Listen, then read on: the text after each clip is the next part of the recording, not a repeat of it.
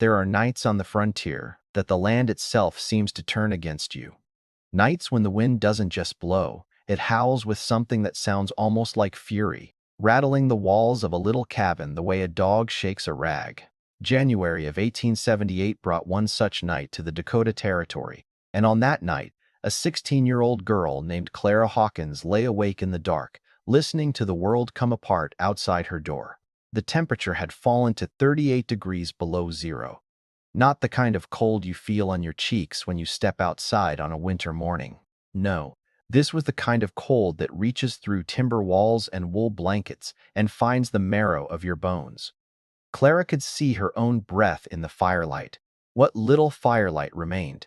The embers in the hearth were dying, fading orange to gray, and she knew with the certainty of a frontier girl who had learned to read the land that if that fire went out, she might not see morning. Outside, the woodpile was buried. Waist-deep snow had swallowed it whole. She knew this because she had watched the storm roll in, had watched the drifts climb and climb until the yard disappeared. Months earlier, the neighbors had laughed at her plan. She could still hear their laughter, low and dismissive, the sound of people who had already decided the end of her story before she'd written the first line. Clara rose from her narrow cot and wrapped herself in every layer she owned. Her fingers found the door handle, cold as an iron blade. She pulled. The door groaned and budged only an inch before the packed snow on the other side held it firm. She threw her shoulder against it, again and again, until a crack of bitter air poured through. She thrust her hand out into that darkness, and the cold took it immediately. Not the slow creep of discomfort, a sharp, needle-deep pain that shot up through her wrist and into her arm within seconds. She pulled back. The barn loomed through the whiteout, a dark shape barely visible against the spinning white, maybe 40 yards away. 40 yards might as well have been 40 miles. She let the door fall shut and stood in the dimness, breathing hard. The last small log she had kept beside the hearth. She had been saving it, rationing it the way a careful person rations the last drops of water. She laid it now into the coals. The fire sputtered, caught through a weak, trembling light across the low ceiling. Shadows stretched long and strange across the walls. Clara pulled her thin blanket around her shoulders and sat close, letting the small warmth reach her face. And somewhere beneath the cold and the fear, a thought flickered to life. The barn. The floor. What lay beneath it? She looked through the frosted window. Ice crystals had bloomed across the glass in the night, and she scraped a small circle clear with her thumbnail.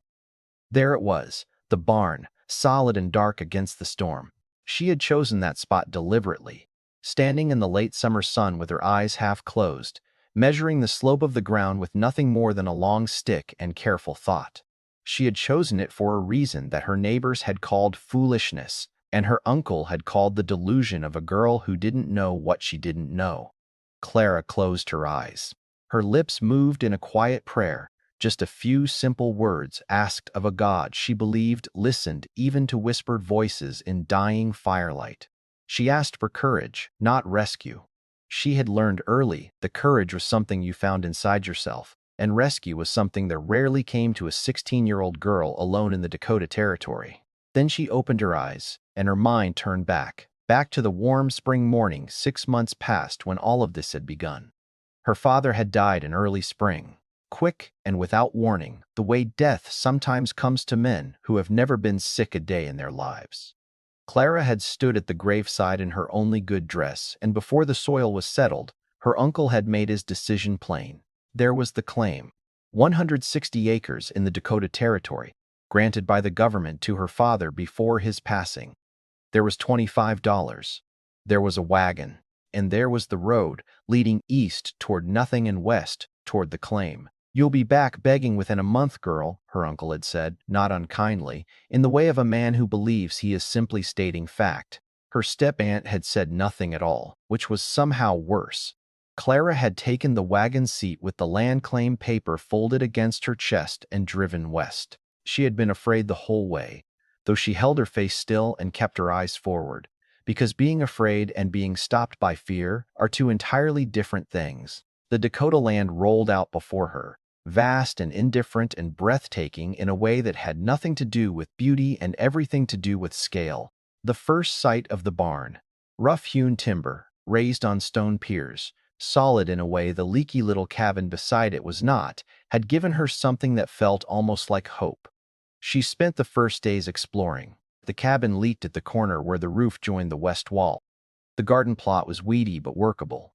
And the barn, she walked beneath it where the stone piers lifted the floor a good 2 feet off the sloped ground, and she stood still in the shade and smelled the dry pine and listened to the birds singing in the eaves, and she thought slowly and carefully, the way her father had always taught her to think. He had been a practical man, her father. Not a book man, but a thinking man, which is a different thing altogether. With $14 remaining after basic supplies, she had a summer to prepare and a winter coming that she did not yet fully understand. By late summer she had begun to. Old Mr. Tate, Harlan, grizzled and leather-faced, had chuckled at the general store when Clara asked about firewood. A girl of 16 alone out on that claim? You'll freeze before Christmas. He had said it the way men of his generation said such things. Not to be cruel, but because it simply seemed to him to be a reasonable prediction. He had 30 years of Dakota winters behind him. He knew what cold could do. He knew what cold could do to green woods stacked in an open yard too. Widow Jenkins had been less gentle about it. She had looked at Clara over the counter at the dry goods store with the frank assessment of a woman who had buried a husband to this land and knew its terms well. "That little cabin of yours won't hold heat," she said. "And alone, child, you need to be thinking about the Mercer family over on the ridge. They might take you in through winter." Clara had thanked her politely. She had not gone to the Mercer family. The Reverend had offered his own counsel on a Sunday morning, standing at the door of the small timber church, with his Bible under one arm. Clara had listened with her hands folded, her face composed, the way her father had taught her to receive advice from people whose wisdom you respect, even when their conclusions are wrong. She nodded. She went home. She thought about the barn. She patched the cabin roof with cut shingles. She planted what was left of the season's garden and put up what she could in jars. She split wood in the evenings until her palms were sore, but the whole time, her eyes kept drifting to the barn, to the raised floor, to the slope of the ground beneath it, and to the idea that had been forming since that first spring afternoon when she had stood in that cool shade and smelled the dry pine. The mathematics of winter survival on the Dakota Plains in 1878 were not complicated, but they were unforgiving. Clara worked them out on the back of the land claim envelope with a short pencil. 6 cords of wood, at minimum, to carry a small cabin through a Dakota winter.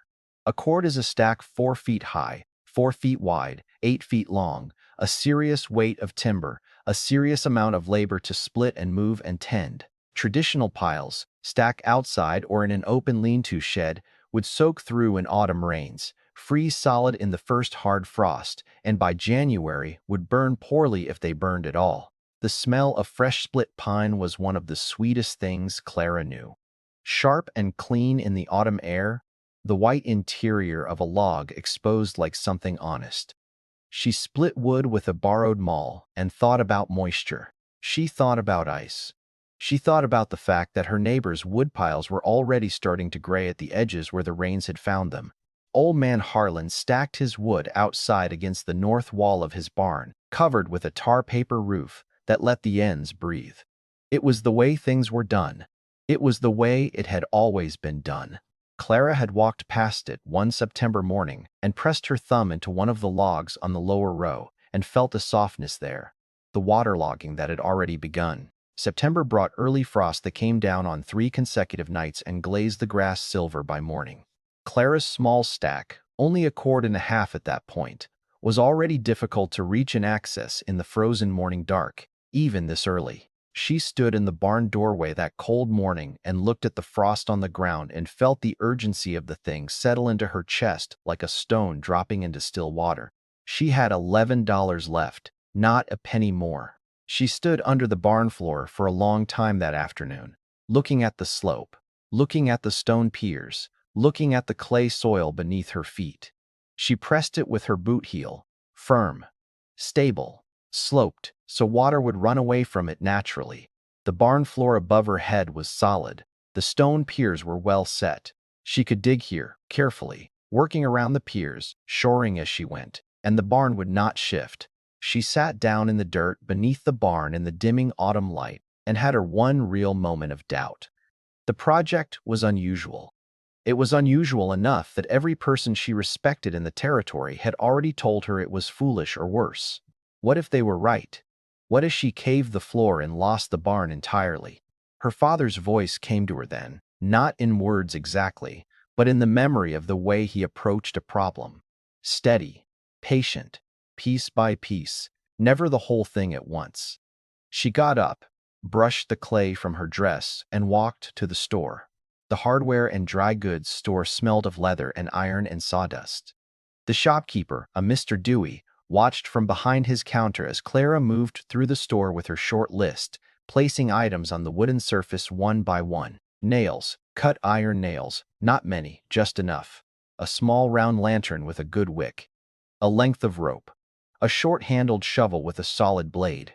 She counted out her $11 in coins and small bills and received back a few cents change, which she put in her pocket without counting. Mr. Dewey shook his head slowly as he wrapped the nails. He didn't say anything. He didn't have to. The digging took 4 days. Clara marked her room carefully, 8 feet long, 6 feet wide, 5 feet high, carved out of the clay beneath the barn floor. Working around the stone piers with patience and precision, she shored each section as she went, cutting short timbers from bark scraps behind the barn and pressing them firm against the walls of the excavation. The clay was cooperative, dense, stable, holding its shape cleanly where she cut it. The lantern hung from a nail she drove into the underside of the barn floor above, and its light turned the small space gold. Her hands were a ruin by the end of the first day. Blisters rose and broke and rose again. She wrapped them in strips of an old shirt and kept digging. The cold of the clay was different from the cold of the air. It was damp and earthy and smelled of deep ground. She breathed it in and kept her stroke steady. Ventilation was the thing she had thought about longest before she started. A dry wood room is only dry if air moves through it. Stagnant air carries moisture. She cut 2 ventilation shafts using a long iron rod in careful angling, one low on the prevailing wind side to pull air in, one higher on the far side to let it draw out. The slope of the ground and the direction of the Dakota winds worked together exactly as she had calculated. She tested it with a small candle flame on a cold morning and watched the flame draw steadily toward the lower shaft. The air moved. The design worked. She split and stacked 5 cords of wood inside that room, carrying it in through the entrance hole she had framed with cut timber.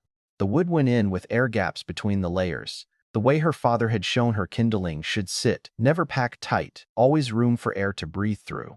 Even on the rainy October days, when the yard turned to mud and the water sheeted off the barn roof and curtains, the wood inside stayed bone dry. She pressed her palm to the split faces of the logs and felt the clean, dry grain under her hand.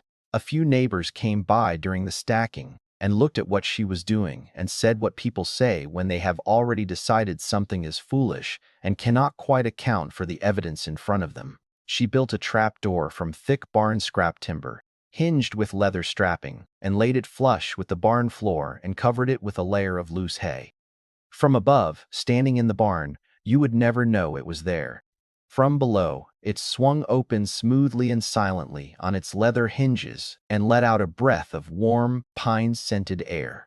She stood back one afternoon in early November and looked at the whole of it, the tidy barn above, the hay on the floor, the hidden door, the 5 cords of dry timber sleeping below in the dark, and she let herself smile. Just once, and brief. There was still winter to get through.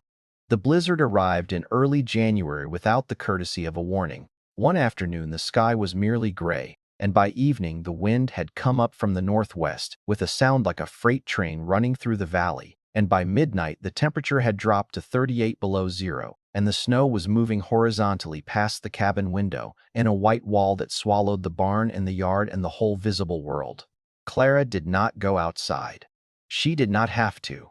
She crossed the dozen yards of cold barn floor in her coat and boots, moved the hay aside with her foot, lifted the trapdoor, and reached down into the dry darkness below.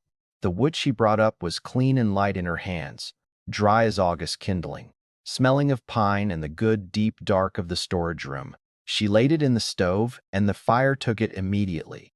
A solid, even, hot burn that pushed the chill back from the cabin walls and raised the temperature inside to a steady 65 degrees, while the world outside was trying to kill everything in it.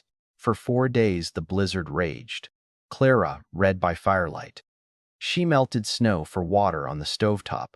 She slept warmly and woke to a steady fire and went back to the trapdoor, and came back with more dry wood and fed the stove again. The routine was simple and calm. The design did exactly what she had designed it to do. On the third day there was a knock at the cabin door. Hard and urgent, not the polite knock of a visitor. She opened it to find her neighbor, Mr. Tim, Aldous Crane, who had laughed the loudest at the general store when word of the dugout had spread. He stood in the doorway with ice in his beard and his eyes showing the particular expression of a man who has been humbled past the point of pride. His woodpile, stacked outside under a tar paper lean-to, had frozen solid and soaked through. His fire was nearly out. Clara gave him 6 logs without a word of comment. He took them without a word of apology, but he held her gaze for a moment before he turned back into the storm, and what was in his eyes said enough. At the lowest point of the temperature, sometime before dawn on the 4th day, Clara sat beside her stove in her warmest wool stockings with a cup of hot water and listened to the wind shaking the world apart outside, and felt, in the deep quiet of her chest, the particular satisfaction of a thing built right, holding up against the worst a hard land could offer. When the storm broke on the 5th morning, the valley lay still and buried and brilliant in the winter sun. Clara pushed her cabin door open against the fresh drifts and stepped out into the cold, clear air, and looked around at a world that had been rearranged by 4 days of fury. Her barn stood solid, her cabin stood, and beneath the barn floor, 5 cords of perfectly dry pine waited, patient as the land itself. Old Man Harlan came by that afternoon, walking the drifts on snowshoes, his face showing the weather of a hard 4 days. He stood outside the barn, and Clara showed him the trap door and the dugout room below, the dry, split wood in its careful stacked rows. He was quiet for a long time. "I was wrong, girl," he said finally, not easily. It cost him something to say it, and she respected that. "I was wrong about you." Widow Jenkins and the Reverend came together 2 days later. The Reverend stood in the barn and looked down through the open trap door at the dugout below and said, quietly, "The Lord works in mysterious ways." Clara thought that was a fine thing to say. She told them both the principles, the slope, the ventilation, the shoring, the dry stacking, as simply and clearly as she could. She wrote it down on paper for the Reverend so he could share it with the congregation. Within a year, 7 families in the valley had built their own versions of Clara's design. Some were larger, some used different materials, but they all used the slope. They all used the ventilation shafts, and through the following winter, not one of those 7 families lost a fire. Clara Hawkins stayed on that claim. She proved it up in the required time and received her deed in 1882. She never sought recognition for the dugout design, never wrote about it, never made any particular claim to it. The valley simply knew. The valley remembered. That is how most of the best knowledge travels. Not in books, not in newspapers, but from one pair of hands to another, from one quiet act of practical wisdom to the next generation watching. Her $11 idea had cost her everything she had left at the time. It had earned her something that no amount of money could replace. She had learned, in the clay and the lantern light and the long blistered days of building, that intelligence applied patiently to a real problem is worth more than any amount of received wisdom applied without thought. She had learned that courage is not the absence of doubt, but the decision to work anyway. She had learned that the land does not care about your plans or your pride or what your neighbors think. It only cares whether you are prepared. And that, friends, is a lesson that does not age. Clara Hawkins stood alone in the dark with a dying fire and a blizzard pressing against the walls. And she survived it not by luck and not by rescue, but by the work she had done months before anyone had told her to, the observations she had made, the calculations she had trusted over the laughter of people who meant well but thought in narrow lines. The dugout room she had dug with blistered hands and a lantern, and $11, and her father's voice in her memory telling her to take it one piece at a time. We are still that close to the frontier, if we remember rightly. The principles Clara used, Observe the land, use the slope, let the air move, do the unglamorous work before the crisis arrives. Those principles belong to no era. They are the same principles that modern earth-sheltered storage and passive ventilation design are built on today. She didn't know that, of course. She only knew the clay under her fingernails and the feel of dry pine in a January storm. If these stories of frontier wisdom and hard-won practical knowledge mean something to you, if you believe that the lessons of people like Clara Hawkins deserve to be remembered and passed on, please hit the like button and subscribe to this channel. Your support keeps these stories alive, keeps this knowledge moving forward to the people who need it. The way Clara's design moved from her barn to 7 families to a whole valley over a single winter. Every subscriber is another hand in that chain. And before you go, one question for you, and I mean it sincerely. Which part of Clara's $11 dugout design would you try on your own land today? The slope drainage, the ventilation shafts, the dry stack method, or the hidden trapdoor entrance? Leave your answer in the comments below.